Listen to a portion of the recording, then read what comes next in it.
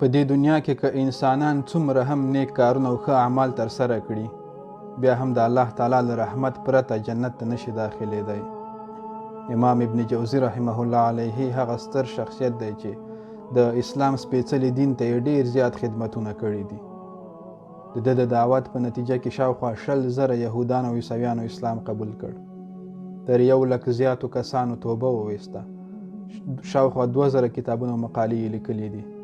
خو له دغه ستر خدمت سره بیا هم یو ورځ په یو مجلس کې ناست و خپلو شاګردانو ته یې وویل چې که چېرته جنت ته داخل شوی او زه مې په خپل منځ کې ونه موندلم، نو د الله تعالی په حضور کې به زما یادونه وکړئ، ورته وبه وایئ چې ای زموږ پروردګاره، په دنیا کې دغسې یو شخص و چې همیش به یې موږ ته ته رایادولې او ستا په یاد کې به یې اچولو، نن زموږ په منځ کې نشته دی.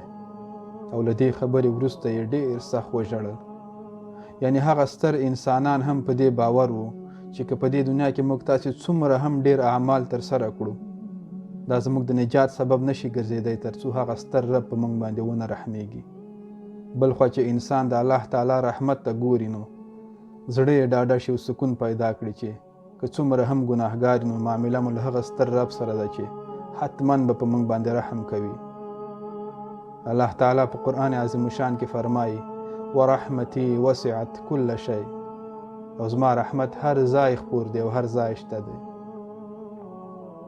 د دغسې ستر رب په بندګۍ باندې فخر وکړه او هیڅکله داسې یو عمل مه کوه چې د الله تعالی د نارضایتۍ سبب وګرځېږي.